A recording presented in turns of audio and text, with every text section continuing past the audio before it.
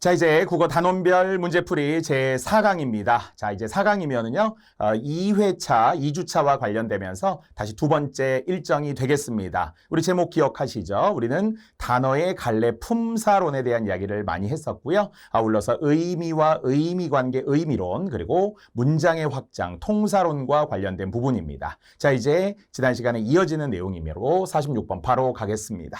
자, 이제 주어 서술어의 관계가 한 번만 나타났다. 당연히 혼문장을 말하는 거고요. 그 기준은 서술어가 되겠죠. 주어는 생략될 수 있으므로 문장 전체에서 서술어를 통해서 혼문장인지 견문장인지 확인하면 됩니다. 자, 그랬더니 혼문장이 바로 기억, 니은, 디귿에 해당이 되며 저 장미꽃은 주어, 예쁘다의 서술어기 때문에 주어 서술어라고만 제가 이렇게 적어 볼게요.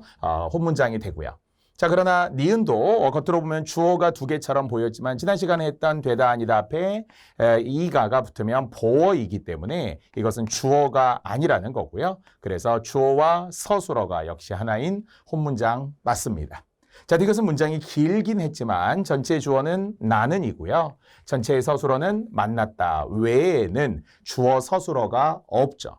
예를 들어 극장에서 그러면 부사어고요. 친구를 그러면 목적어고요. 우연히 히 들어가면은 품사는 100% 부사이거나 문장 성분은 부사어가 되는 거잖아요. 히가 100% 부사 또는 부사어. 그래서 우연히, 성실히, 꼼꼼히, 촘촘히, 열심히 이런 것들이 모두 다 가능한 역시 히를 쓰는 표기인과 동시에 품사 성분을 통일시켜도 좋습니다. 자, 이것도 보니까 어제 같은 경우도 어제 만났다 하니까요. 앞에 우리 통용에 의한다면 어제의 약속 이런 식의 어제라면은 명사. 하지만 지금 이 문장처럼 쓰면 얘는 부사이자 부사어가 되겠죠. 자, 그런데 리을 미음을 보면 중간에 절이 보이는 비가 그치기를 바로 미음 기에 명사절이 보이는 견문장이고요. 그리고 명사절이 목적어로 쓰였겠군요. 우리 줄임말이 뭐뭐 하길 바란다, 뭐뭐 하길 원한다 이렇게 하는 것은 하기를에서의 줄임말이 되잖아요. 모두 명사절에 해당이 되는 예들이었고요.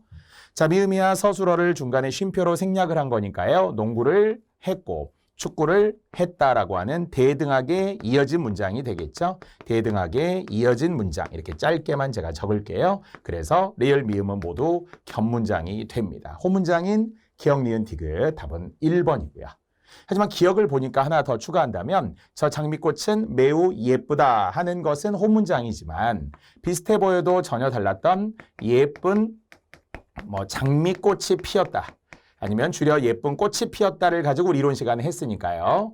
그러면 이것은 혼문장처럼 보이지만 견문장이라고 했잖아요. 자, 이게 견문장인 것 눈에 보이나요? 처음에는 혼문장으로 보이거든요. 자, 견문장인 이유는 그중에 아는 문장이며 아는 문장 중에서 바로 관형절로 안긴 또는 관형절을 아는 문장 이렇게 쓰면 되겠네요. 바로 예쁜이라고 하는 것에 니은는 리을던에 관형사형 어미가 들어가며 앞에 주어인 장미꽃이 동일하기 때문에 생략된 형태라고 했어요. 그래서 장미꽃이 예쁘다 문장 하나, 그 예쁜 또 장미꽃이 피었다 이렇게 두 가지가 되는 거라서 예쁜 장미꽃에서 이미 관형절을 기억해야 되고요. 동일한 주어가 생략된 바로 뒤에 나오는 관계 관형절이 되겠습니다. 이것이 바로 과거 시험에 사관학교 시험에 나와서 학생들이 엄청 많이 틀렸다. 혼문장인 줄 알고 말이죠. 자, 그래서 결론적으로 기억은 혼문장, 그러나 예쁜 장미꽃이 피었다는 견문장이 된다라는 거죠. 둘 사이를 반드시 구별해야 합니다.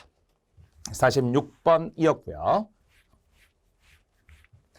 자, 47번입니다. 자, 문장의 종류가 다르다라는 것은 두 가지 의도. 혼문장이냐 견문장일 수도 있고요. 아니면은 견문장인데 이제 아는 문장, 이어진 문장. 심지어는 절 중에서도 구체화하기도 하고 관형절 중에서도 달리하기도 합니다만 일단 크게 보니까 정답 4번에서는 역시 아까 했던 그 예와 비슷하군요. 혼문장이 되더라는 거죠. 역시 주어 서술어가 하나인 문장. 그래서 철수가 주어 하나이고요. 서술어 독립하였다 봐만 되겠네요.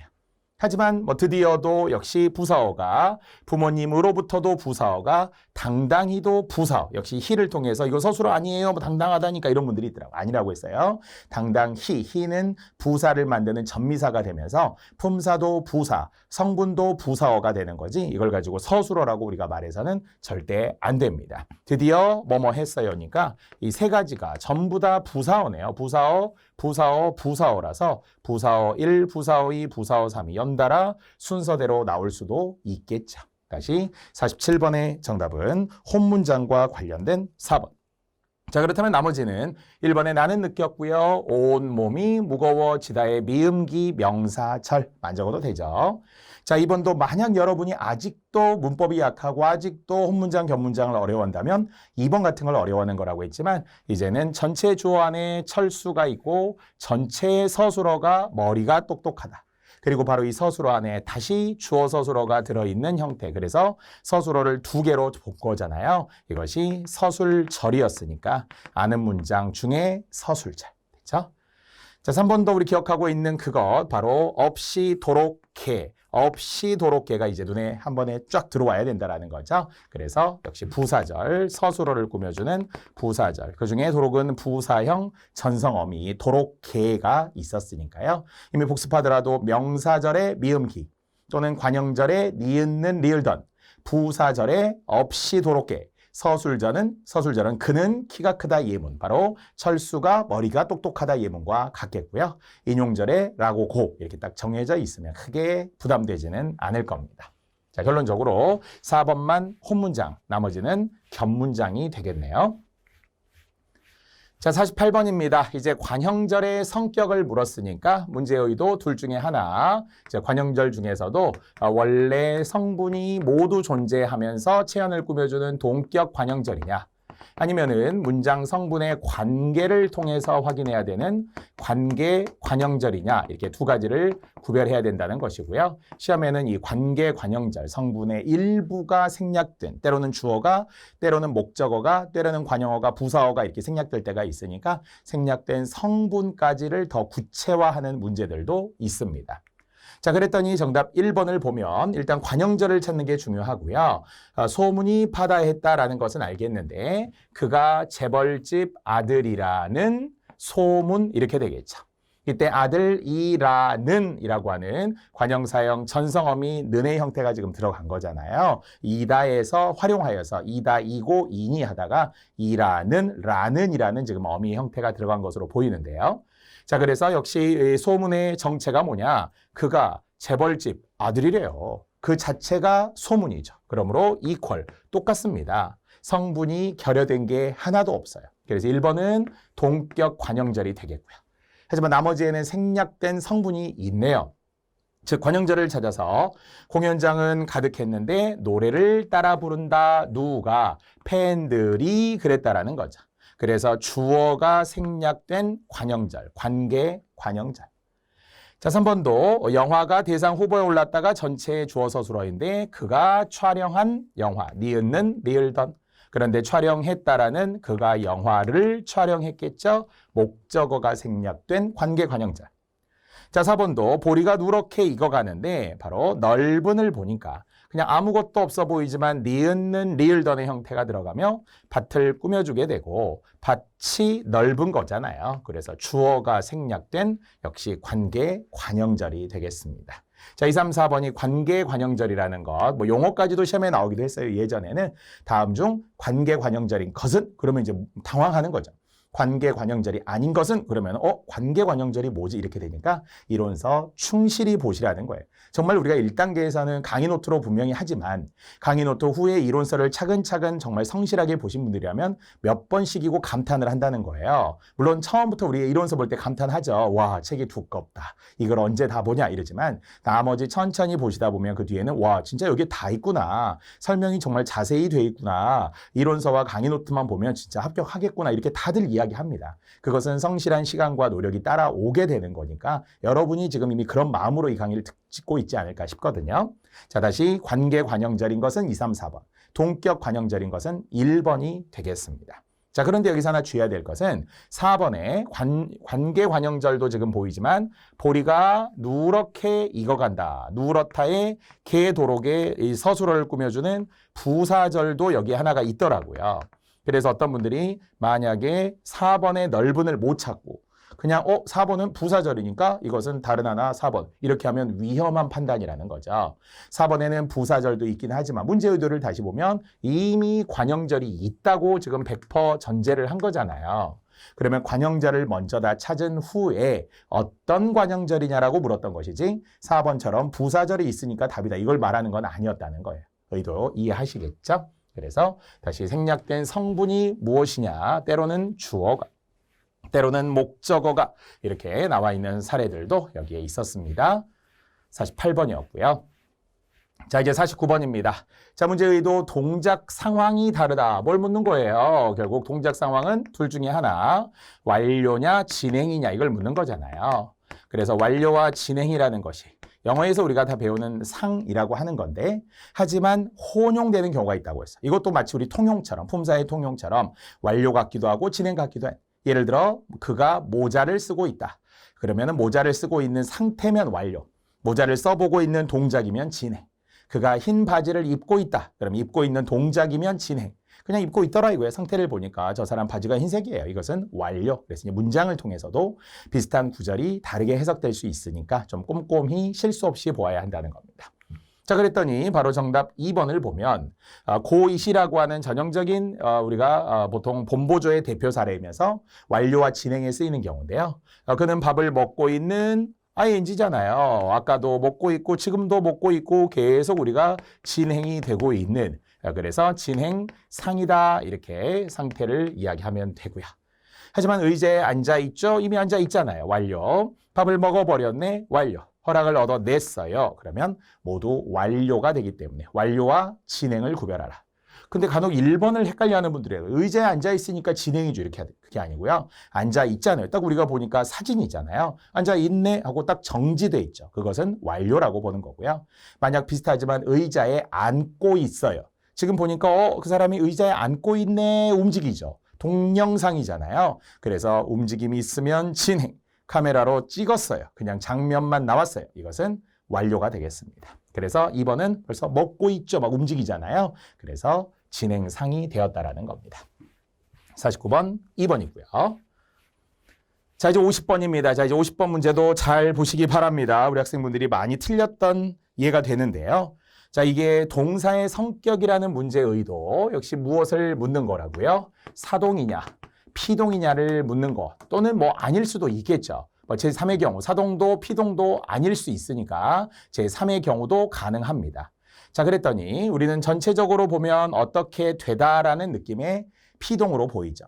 자, 피동인 경우가 될 수 있다면 최대 3가지라고 했어요. 첫 번째는 당하다, 되다, 어지다. 당하다, 되다, 어지다 이런 걸 좀 잘 생각하시고 두 번째는 이제 이희리기 같은 경우가 들어간 피동이라고 했어요. 그래서 목적어가 없어야 일반적 피동이에요. 목적어가 없이 무엇에 당하는 거죠. 어떻게 되는 거죠. 그런데 세 번째 특이하지만 목적어가 있는 피동도 있어요. 그래서 요 세 번째가 또 특이하다 이렇게 붙을수록 뭔가 예외적이다 붙을수록 꼭 끝까지 가야 된다고 했는데 예를 들어 발을 밟히다 이런 거 있죠. 돈을 빼앗기다 이런 거 있죠. 이런 것은 목적어가 있음에도 불구하고 피동이고 다만 이제 사동이 되기 위해서는 100% 일단 목적어가 있는 상태에서 시키다, 하게 하다, 이희리기, 우구추 이렇게 했었잖아요.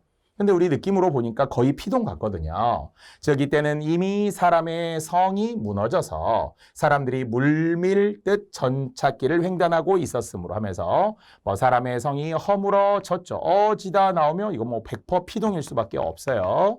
그래서 1번 피동, 기억 피동 맞습니다. 자, 그러나 밀리듯 그랬으니까 또 물결에 밀렸잖아요. 그럼 밀다에 이희리기가 들어왔고 목적어가 없으니까 피동 맞습니다. 자, 올라 마지막 리을로 갈게요. 리을도 보니까 마음이 놓이게 되었죠. 역시 놓다에서 마음을 놓다 그러면 타동사지만 역시 목적 없이 마음이 놓이게 되었으니까 역시 피동 맞습니다. 하지만 바로 정답 디귿을 보니까 이 디귿은 결리다의 원래 주어가 뭐냐면 몸이 아까처럼 말하면은 생략된 주어가 생략된 관계 관형절인데요. 몸이 결리다 그러면 우리가 어떻다는 거예요? 보통 우리가 뭔가 막 결리다라고 하잖아. 어깨도 막 결리고 막 허리도 결리고 이럴 수 있어요. 이게 보통 몸이 뻐근한 느낌이 있다 뭐 이런 거잖아요. 그냥 사전적 의미로 말하면 주어와 함께 쓰였을 때 몸이 결리다라고 하는 게 어떤 뻐근한 느낌이 몸에 해당하는 거니까 뻐근한 느낌이 들다 또는 뻐근한 느낌이 있다 뭐 이런 정도겠죠. 그래서 있다라고 하는 품사로 말하면은 동사 그중에 그냥 자동사 어떤 경우에도 100% 자동사예요. 지금 예문처럼 몸이 결리다라고도 쓸 것이고 동시에 뭐 뼈가 등이 갈비뼈가 뭐 등이 결리다 뭐 운동을 많이 했더니 아니면 우리 정말 우리 수험생들 공부하면 한 자세로 오래 앉아 있다 보니까 약간 뻐근하잖아요. 이런 것이 자동사가 되는 거예요.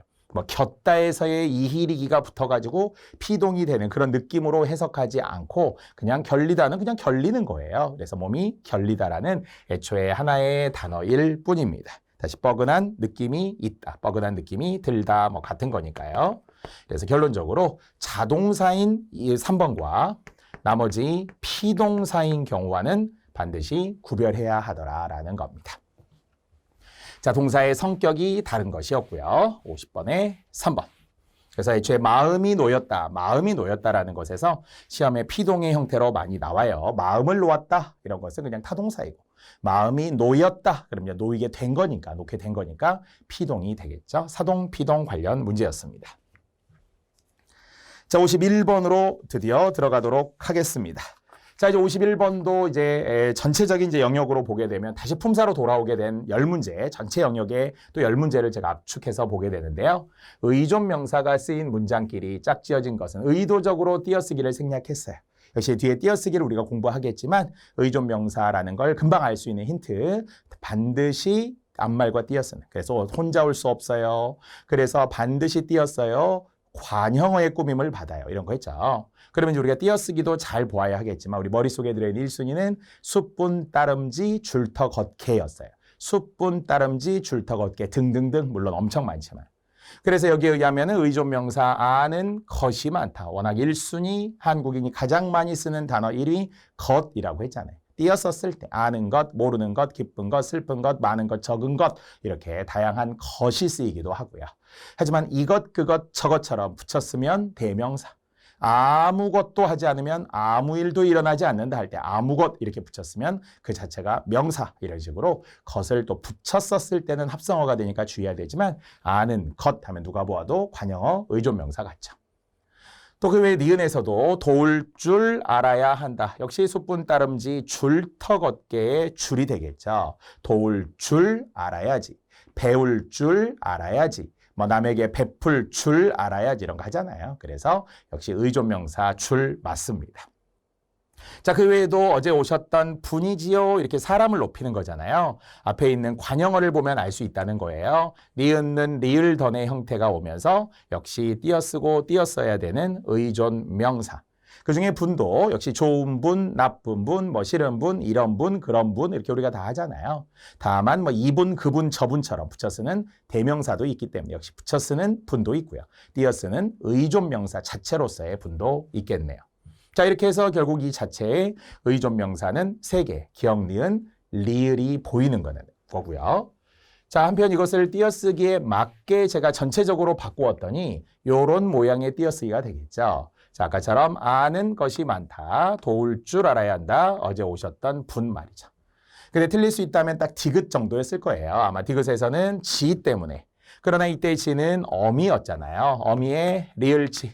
10대 특수어미 속에도 우리가 포함되었었던 리을지, 리을지라도 리을지연정이 들어가면 100% 붙여 쓰는 어간 어미의 관계. 하지만 지가 의존 명사일 때는 딱 하나 시간만 하기로 했었잖아요. 그가 떠난 지 10년 이렇게 시간성의 단어 떠난 지 오래 떠난 지 한참 떠난 지 뭐 100일 이렇게 우리가 시간성 단어가 왔을 때 앞에 있는 것을 의존 명사로 보기로 했더라라는 거죠.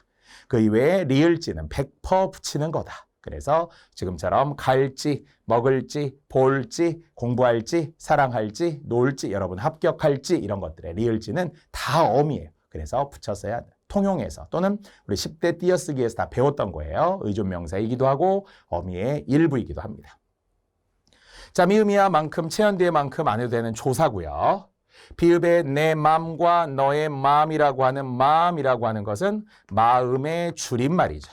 그래서 준말로 사전에 등재되어 있어요. 내 맘이야. 이런 게 표준어라는 거죠. 너의 맘, 내 맘 이렇게 이야기하는 것들이 모두 명사는 명사인데 다만 품사로서는 자립명사죠. 명사는 명사지만 의존명사일 리는 없잖아요. 그러니까 의존명사가 쓰인 것을 물었던 것은 2번이 되겠습니다. 자, 51번 품사와 관련되면서 동시에 띄어쓰기와도 연계된 조문제 방식이 되겠습니다.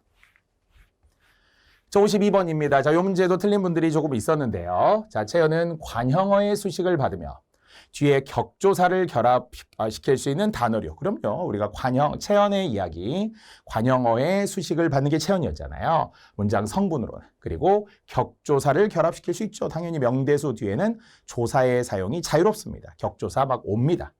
자, 그런데 이제 성분으로 물었어요. 관형어, 채연, 격조사의 구조가 들어있지 않은 거라고 했으니까 이미 지금 채연 이야기를 설명하면서 관형어의 꾸밈을 받겠죠. 뒤에 격조사가 오는 이가, 을과 같은 형태들의 예를 들어서 말이죠. 자, 그런데 이런 게 아닌 것을 물었더니 정답 3번이 되겠습니다. 자, 이제 사랑이 변했다. 그러면 사실 이제가 뭐냐라는 거예요. 그랬더니 이제는 원래 품사의 통용이기는 한데요. 이 어순이 원래 어떻게 된 거예요? 이제 사랑이 변했다. 이래도 되지만 사랑이 이제 변했다. 이렇게 도치가 자연스럽죠. 우리 이미 첫 번째 우리 뭐 했어요? 부사 또는 부사어가 가장 도치가 자유롭다고 했어요. 위치 바꿈이 자유롭다고 했어요. 관형사는 절대 위치 바꾸면 안 돼요. 새 옷은 돼도 옷새 이런 거 안 돼요. 그래서 이게 문장 성분상 부사어라는 것을 품사는 부사이면서 부사어가 되겠죠. 그래서 얘가 부사어라는 것을 알고 이제 채연의 격조사예요. 그러니까 뒤에 있는 두 개는 맞았는데 관형어냐 아니냐를 묻는 게 결국 찾는 것이 중요한 핵심이 되었습니다. 그래서 이제라고 하는 것. 사실은 이제 이제라는 것은 품사의 통용이에요. 그래서 통용이라는 것은 두 가지가 가능하다라는 건데 첫 번째 우리가 생각하는 명사인 이제라는 게 있어요. 그래서 이제를 명사로 우리가 보게 되는 것은 뒤에 조사를 붙이면 알 수 있다라는 거죠. 그래서 이제 뒤에 조사를 붙이더라도 일반적인 격조사 같은 것을 붙여보면 명사 아니면 그냥 보조사라고 하더라도 이제부터 시작이야. 이런 거, 이제가 이런 거, 이제를 이런 식으로 우리가 뭐 어색한 모양이더라도 가능하다라고 하는 명사로서의 이제가 있고요. 자, 두 번째 지금 이야기하는 부사가 가능한데 위치 바꿈이 자유롭다니까 오해할 수 있다. 하지만 결국은 서술어 또는 결국 용언을 꾸며주는 방식으로 가면 되겠습니다. 거듭 이제라고 이야기해서 부사가 된다면 이제 어떻게 하지 이렇게 하는 거 있죠.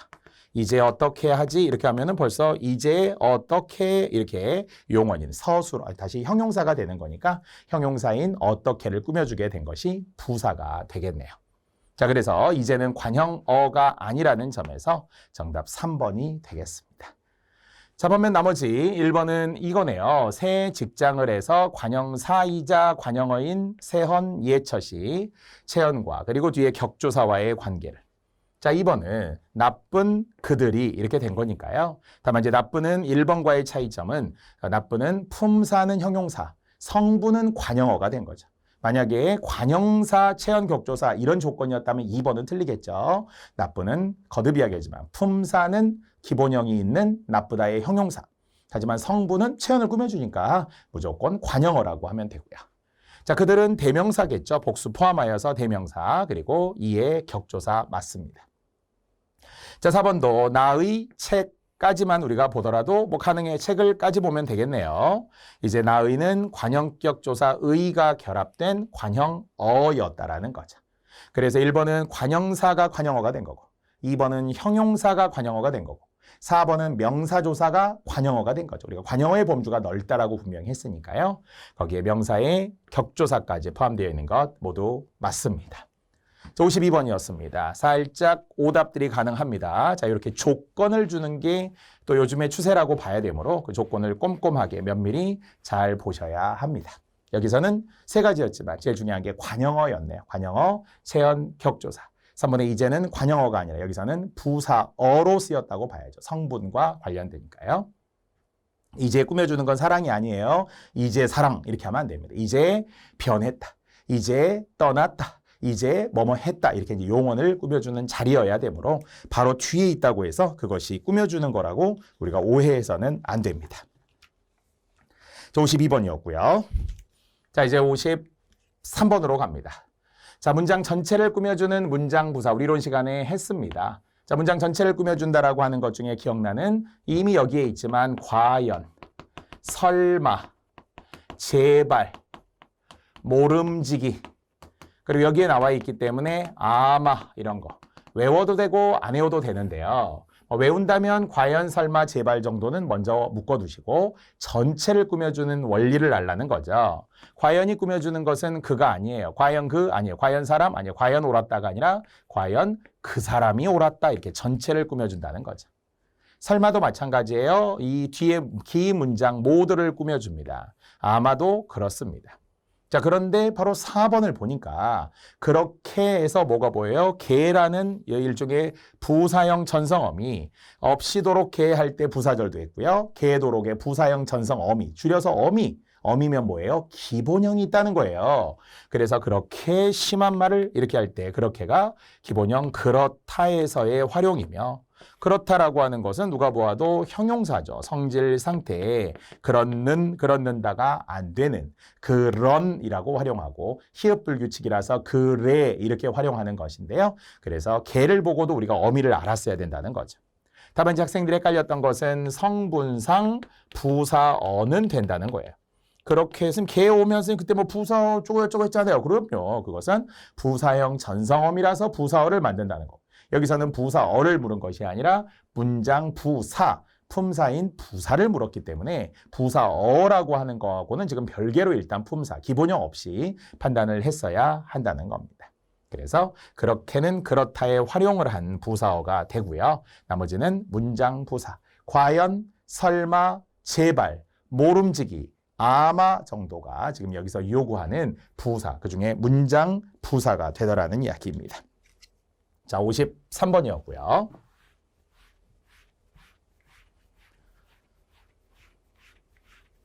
자, 54번으로 갑니다. 자, 이제 문장 성분인데 역시 이런 거 굉장히 좋아요. 가나다라라고 하는 것에 각각 예문을 준 후 이제 각각의 설명을 다 확인을 해야 되니까요. 그러나 이제 성분이라서 우리가 분명히 잘 알 수 있는 이야기입니다.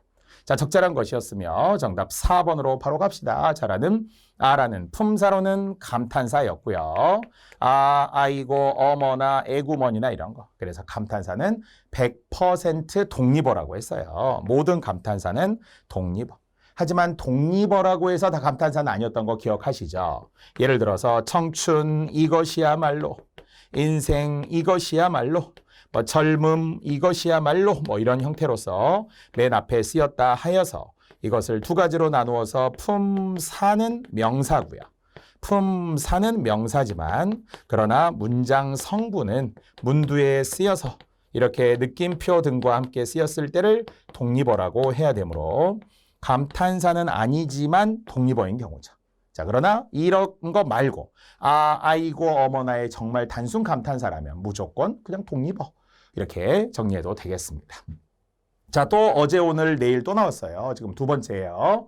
어제 오늘 내일은 품사로도 통용이고요. 성분은 이제 그때그때 좀 봐야 되겠습니다. 하지만 만약 손님 한 분이 집에 어제 오셨죠. 이렇게 위치 바꿀 수 있다고 했어요. 그럼 어제가 집을 꾸며주는 게 아니라는 것을 어제는 오셨다를 꾸며주기 때문에 품사는 부사이면서 성분도 부사어가 되어야 되겠죠. 품사는 부사이자 부사어. 그래서 만약에 정말 어제만 우리가 성분으로 말하면 어제 집에 오셨다 이런 예문과 아니면은 어제 약속을 했어. 어제의 약속을 뭐 지키다. 뭐 이런 거 말이죠. 그러면 약속을 어제 지킨다는 이야기가 아니겠죠. 어제의 약속을 했다는 거죠. 어제의 약속. 그러면 같은 어제처럼 보이기는 하지만 품사도 다르고요. 만약 품사를 두 가지로 보더라도 이것은 부사이자 부사어가 되는 거고. 하지만 어제의 약속을 지켰다면 어제의 품사는 명사가 되고 문장 성분은 의를 쓸 수 있으면 100% 관형어라고 했어요. 그래서 어차피 부사는 부사어가 되는 건 이해가 되고요. 이것은 명사가 관형어가 된 것이므로 이렇게 두 개의 예문을 구별할 수 있어야 돼요. 그래서 많은 분들이 선생님 어제 오늘 내일 좀 헷갈려 이렇게 되게 많이 이야기해요. 여러분만 못하는 게 아니에요. 제가 항상 여러분에게 드리는 객관적 이해, 보편적 공감을 할 때가 있어요. 맞아요. 이건 좀 어려운 거예요. 맞아요. 이건 좀 틀릴 수 있어요. 이렇게 이제 공감을 해요. 물론 쉬운 거는 맞아야 돼요. 쉬운 거는. 근데 어려운 것에 대해서 너무 스트레스 받지 말아야 할 거니까 좀 어려운 게 분명히 가능하고 맞기 때문에 그래요. 어제 오늘 내일 다시 보시고. 하지만 가는 분명히 해야 돼요. 두 번째 했으니까 어제는 관형어일 리가 없죠. 어제가 집을 꾸며주는 게 아니라고 그랬어요. 이럴 때는 어제의 집에 오셨다 이런 말이 아니잖아요. 집에 어제 오셨어요. 자, 나도 우리 정말 많이 했었던 에서를 가로 바꿀 수 있을 때, 이가로 바꿀 수 있을 때 그것은 부사어가 아니라 주어가 되었던 것이죠. 그래서 가는 부사어고 나는 주어. 특히 국가, 정부, 주체가 집합명사일 때 우리나라에서 금메달을 땄다, 우리나라가. 우리 회사에서 뭐 어떤 상을 받았다, 우리 회사가. 우리 학교에서 취업률 1위 했다, 우리 학교가. 이런 거 있죠. 이런 것들이 모두 집합명사로서의 주어가 되므로 이때에서를 주격조사라고 해야 된다고 했어요. 다만 단순한 처소를 나타낼 때 도서관에서 공부했다, 학교에서 놀았다 이런 에서는 처소 부사격 조사이며 성분은 부사어가 되니까 별개로 구별해야 합니다. 여전히 이제 되다 아니다 앞에 보어 이제 뭐 편안해서 굳이 안 적어도 되겠습니다. 자, 다시 감탄사는 무조건 독립어이고요. 하지만 독립어라고 해서 다 감탄사가 아닌 것까지 신경 쓰시되 역시 이 예문에서는 어제, 오늘, 내일, 어제, 오늘, 내일이 품사로서는 명사도 되고 부사도 될 수 있다는 것을 잘 기억해 주시기 바랍니다. 나머지도 이렇게 모두 바꾸었습니다. 55번입니다. 자, 이제 이 문제 많이 틀렸더라고요. 자, 사동과 피동, 사동사와 피동사의 형태가 다른 것을 물었습니다. 자, 그러면 우리가 형태가 같을 수 있다라고 분명히 했잖아요. 어디에서? 역시 강의에서, 우리 이론 강의의 이론에서 또는 강의 노트에서 분명히 다 했던 거잖아요.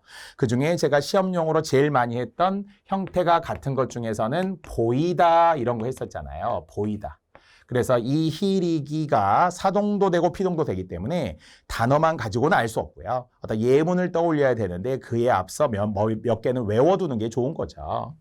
그래서 앞에 했던 식으로 말하면은 내가 친구에게 답을 보였다, 친구에게 답을 보여주었다 이런 식으로 말할 때는 목적어가 있는 보이다이기 때문에 이것을 사동이라고 하자는 거고요. 하지만 건물 사이로 해가 보였다 그럴 때는 해가 보이게 된 거죠. 그러니까 목적 없이 어떻게 되다, 어지다에 들어가는 것을 피동이라고 해야 된다고 했어요. 얘가 사동의, 얘가 피동의 형태가 말이죠. 자, 이렇게 이제 형태가 같을 수 있고 다를 수도 있는데 1, 2, 3, 4를 보니까 형태가 다른 게 딱 하나 보이네요. 정답 2번을 보면 자, 먹다는 어떻게 된다고요? 밥을 먹이다 그러면 이것은 사동이죠. 밥을 먹이다. 뒤에는 이제 지워봅시다. 그래서 목적어와 함께 먹게 하다라고 하는 사동인 것은 우리 다 알아요. 하지만 피동이라고 한다면 역시 어디 뭐 고양이가 뭐뭐에게 잡아먹힌 거죠. 사자에게 잡아먹혔어요. 그러면 결국은 먹혔다에 먹히다라는 기본형만 써봅시다. 사자에게 잡아먹힌 것이므로 이럴 때는 피동이 되어서 결국 사동, 피동의 형태가 달랐다는 것을 알 수 있습니다. 하지만 나머지는 사동, 피동의 형태가 같기 때문에 날다의 사동, 피동인 날리다. 하지만 예문 다시 만들어 봅시다. 말로 합시다. 해설에 있어요. 첫 번째, 만약 우리가 무엇을 날렸어요? 종이 비행기를 날렸어요. 그러면 사동이죠. 하지만 눈발이 날렸어요. 그러면 피동이죠. 이렇게 형태가 같습니다. 목적어 있고 없음을 넣어주시고요. 자, 잡다도 잡히다가 되었을 때 사동도 되고 피동도 되는 형태입니다. 우리는 보통은 피동으로 많이 생각하죠. 당연히 경찰에게 도둑이 잡혔죠. 도둑 입장에서 항상 주어 입장에서 사동, 피동을 보라고 했어요. 도둑이 잡히게 됐으니까 피동인 건 알아요. 하지만 사동인 잡히다가 일부 있었다고 했어요. 돌잡이 하는 거. 아이에게 뭐 마이크를 잡게 하고 돈을 잡게 하고 뭐 청진기를 잡게 하고 요즘에 이런 거 많이 하더라고요. 그런 걸 잡히다라고 해요. 아이에게 물건을 잡히다. 이것은 잡게 했다. 뭐 그런 뜻입니다. 아니면 전당포에 뭐를 맡겼어요. 이렇게 해서 잡혔어요. 이런 거 하잖아요. 시계를 잡혔어요. 이런 것들이 내가 시계를 잡게 했다라는 거예요. 왜냐하면 돈이 필요하다 보니까 그런 것도 잡히다의 사동인 예문이 가능합니다. 형태 같습니다. 자, 4번에 들다가 들리다일 때 사동 피동이 역시 형태가 같은 건데요. 목적 한번 넣어볼까요? 무엇을 들리다예요. 그러면 젊은이에게 짐을 들려왔어. 할머니 이거 어떻게 들고 오셨어요? 무거운데. 젊은이에게 좀 들려왔어. 들게 했다라는 거죠. 고맙게도 들어준 거예요. 젊은 입장에서. 그래서 할머니가 짐을 들려왔어요. 젊은이에게. 그것이 들게 하다라는 사동. 하지만 당연히 들리다가 피동일 때는 무엇이 들렸어요. 들리게 된 거잖아요. 그래서 피동이 됩니다. 물론 소리가 들리다라는 것도 있긴 하지만 그건 듣다의 피동이 들리다인 다른 동음이의 형태이고요. 들다에서의 피동 또한 무엇을 들리다, 무엇이 들리다, 막 그 사람이 들렸어요. 이렇게 하는 것은 들리게 된 거잖아요. 이게 피동입니다. 그래서 결국 형태가 다른 것은 2번이 되면서 자 2번은 먹이다와 먹히다가 달랐던 것이고 하지만 나머지는 날리다, 잡히다, 들리다가 형태는 같은데 사동, 피동으로서 쓰일 수 있는 예문을 여러분이 기억해야 된다고 했어요. 아울러 보이다 같은 거. 이 시험에 엄청 잘 나오는 거죠. 조 16번입니다. 자, 이제 밑줄 친 관형절 중에서 또 나왔네요. 그거네요. 피수식어의 관계 중에 성격이 다르다라고 우리가 이미 했기 때문에 결국 다시 한번 이름상 동격 관형절이냐, 관계 관형절이냐를 구별하자는 거예요. 생략된 성분이 있느냐 없느냐. 자, 그랬더니 정답 1번을 보면 내가 망치로 못을 박았겠네요. 목적어가 필요했겠죠. 그래서 니은는 리을던에서의 체언을 꾸며주는 관형절인데 생략된 성분이 있으므로 이제 관계의 관형절이라고 하면 되겠습니다. 그런데 나머지는 그냥 비가 오다라는 거는 뭐 생략된 게 하나도 없죠. 한 자리 서술어 자동사 오다거든요. 3번도 그가 웃다의 자동사예요. 생략된 게 없는 관형절. 4번이야 생략된 성분이라고 하지 않고 그냥 그가 우리가 이런 거 할 거 아니에요. 우리가 여행을 떠난다라는 일반적 주어는 생략되긴 했지만 지금 말하고자 하는 것은 떠나다에 어울릴 수 있는 필수 성분이 생략됐냐는 거예요.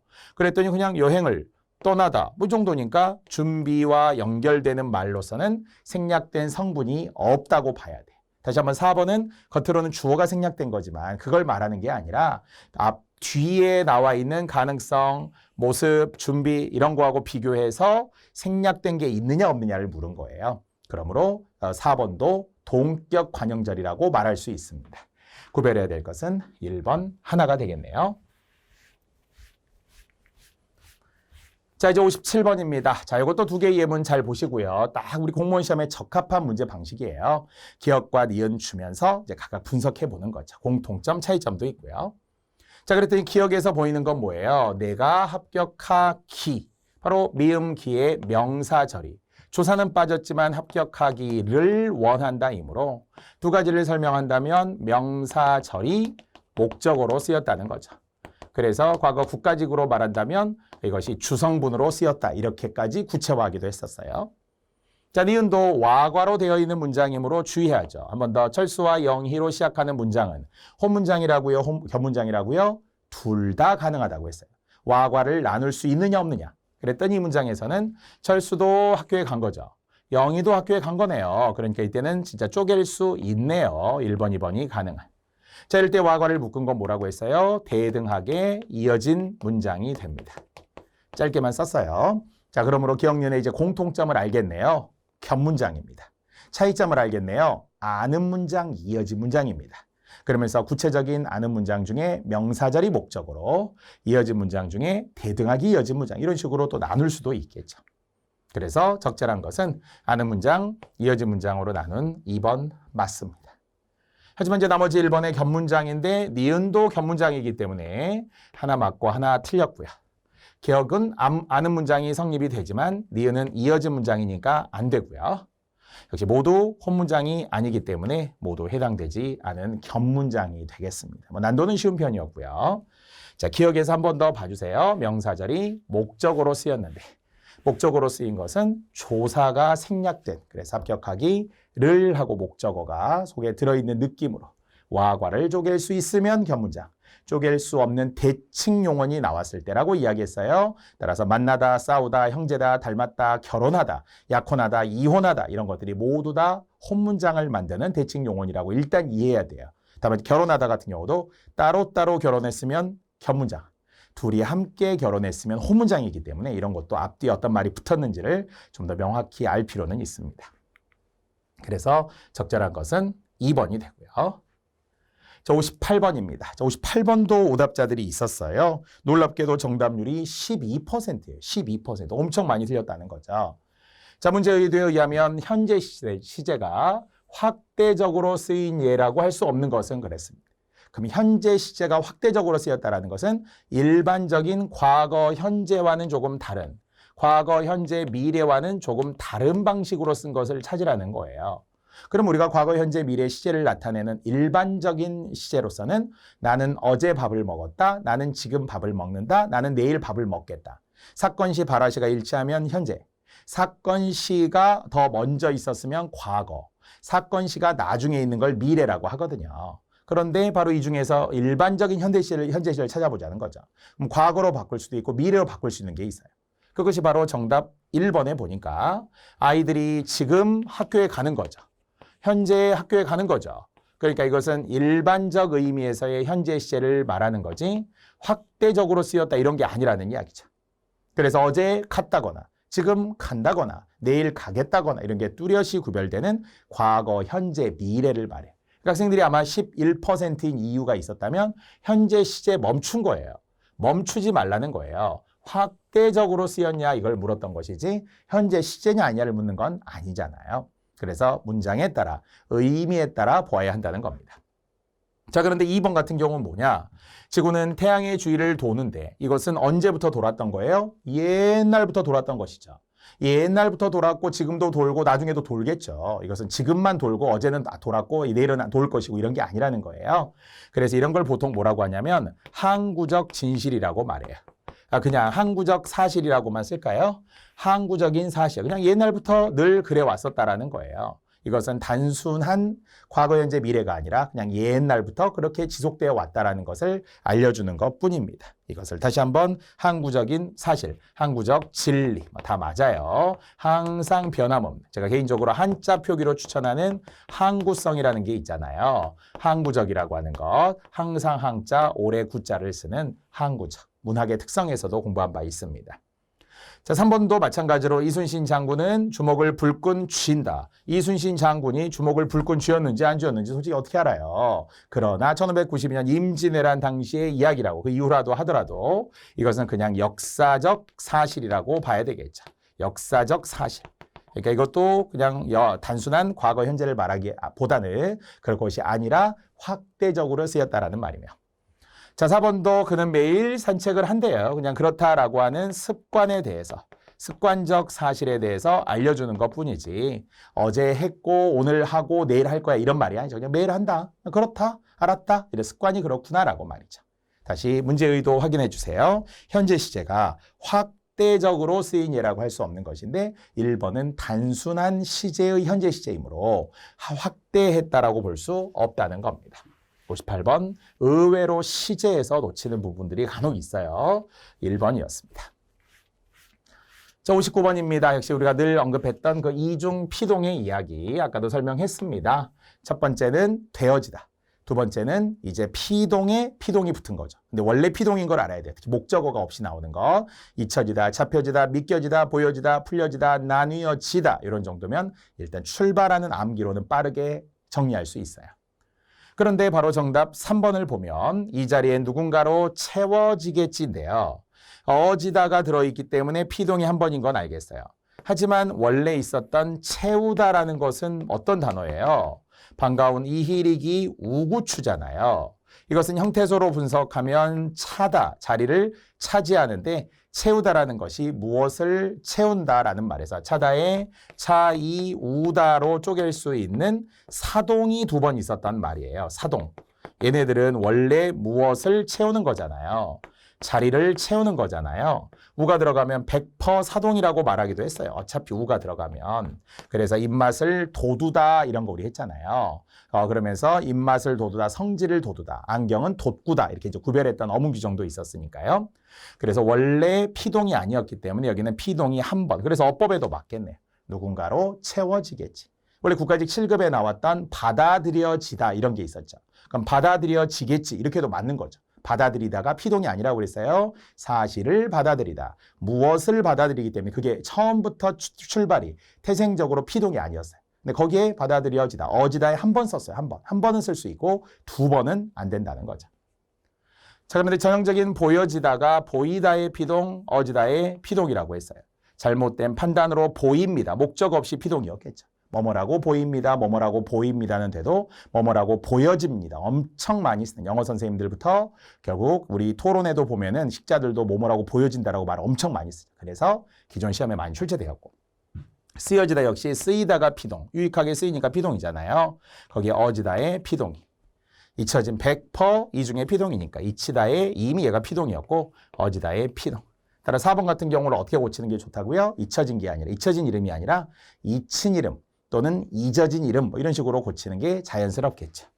과거의 노래 제목 중에 잊혀진 계절, 이용이라는 가수가 불렀다는 10월의 마지막 밤을 이런 노래 가사 때문에 맨날 10월 마지막이면 노래 나오는 거 있잖아요. 그 노래 제목이 이 중에 피동이에요. 잊혀진 계절이라는 말은 국어에서는 무조건 틀리다. 잊어진 계절, 잊힌 계절 이랬어야 되겠죠. 그래서 이렇게 고쳤습니다. 보이는데요. 쓰였다, 잊힌 또는 잊어진이라고 말이죠. 이 중에 피동 충분히 우리 할 수 있는 거예요. 자, 이제 마지막 충격적인 또 오답이 많았던 60번으로 들어가도록 하겠습니다.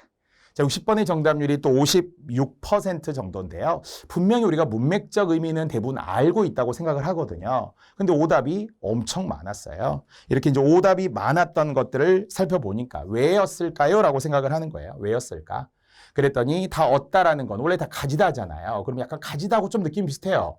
용기를 막 가지고, 지혜를 막 가지고, 인기를 가지고, 이웃집에서 뭐 의자 하나를 가져다, 승리를 가지게, 약간 느낌이 비슷해. 그러니까 이것을 우리는 다 다이어라고 말할 수 있죠. 일단은 다이어라는 것은 하나의 중심 의미에서 주변 의미로 확대된 거라고 했었죠. 그렇다면 넓은 의미로 말하면은 비슷한 말들이에요. 확장되었기 때문에 확장된 의미라고 했어요. 그래서 보통 얻다라고 하는 것에서도 분명히 여러 가지 얻다가 있어요. 있는데 성격은 유사하지만 더 좁히라는 거죠. 진짜 우리가 약간 현미경처럼 더 좁히고 좁히고 좁혀서 가장 가까운 걸 이건 찾을 수밖에 없어요. 그러려면 우리는 힌트는 요거 하나밖에 없네요. 용기를 얻었어. 누가? 그가 용기를 얻었어요.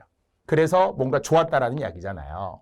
그래서 긍정적인 어떤 느낌 같은 거, 긍정적인 감정 같은 거, 아니면은 긍정적인 태도 같은 거, 긍정적인 반응 상태를 바로 가진 거예요. 얻었어요. 지녔어요. 지금 이렇게 된 거죠. 그래서 바로 이것과 가장 근접했던 게 사실 1, 2번이긴 하잖아요. 1, 2번이긴 한데 그러면 이제 뭐냐라는 거죠. 여행에서 삶의 지혜를 얻은 거하고 그는 전교생에게 최고의 인기를 얻었다라는 거하고 물론 그는이라는 거는 있어도 되고 없어도 되잖아요. 그는을 다 우리가 넣어도 되는데 그랬을 때 결국 긍정적인 감정 등을 지닌 거라고 했어요. 가진 거라고 했어요. 누린 거라고 했어요. 그것이 바로 정답 2번이 되었다라는 거예요. 자, 느낌으로 보면 용기, 커리지, 용기를 얻었어요. 인기를 얻었어요. 그래서 제가 나머지는 뺀 채 밑에다 좀 뜻을 썼습니다. 여러분 보시라고 해설해 있지만 긍정적인 태도나 반응이나 상태 등을 가지거나 누리게 되었다. 그런 말이에요. 그는 정말 친구의 도움에 용기를 얻었어요. 긍정적인 태도, 반응 등을 가지거나 누리거나 얻게 되었어요. 마찬가지로 최고의 인기니까 긍정적인 반응이 나왔다는 거죠. 그것을 얻게 되었어요. 누리게 되었어요. 가지게 되었어요. 그렇죠? 자, 그러면 1번은 어때요? 삶의 지혜를 얻었다라고 하는 것은 그의 감정 자체가 그가 직접적으로 가진 게 아니죠. 삶의 지혜라고 하는 것을 지금 어떻게 한 거예요? 내가 구하거나 찾아서 가졌다. 그런 말이에요. 내가 여행에서 삶의 지혜를 구했어요. 삶의 지혜를 배웠어요. 뭐 그런 말이잖아요. 이거는 배운 거예요. 얻었다라는 것이 구하거나 찾아서 가진 것이고 이것은 어떤 긍정적인 느낌을, 인기를, 용기를, 희망을 이런 거 있잖아요. 그러니까 지금 이 삶의 지혜를 내가 뭔가 가서 구했고 그럼으로 인해서 찾게 된 거하고는 다르단 말이죠. 사전에 있는 예를 거의 그대로 드린 것이니까 1번의 오답자들이 선생님 헷갈려요 이렇게 말해요. 당연히 헷갈리죠. 어차피 얻다라는 것은 비슷하니까. 하지만 분명한 차이가 있다는 것을 여러분이 해야 할 일은 딱 하나. 사전을 직접 찾는 거예요. 얻다를 찾는 거예요. 그랬더니 얻다의 뜻이 이렇게 많아요.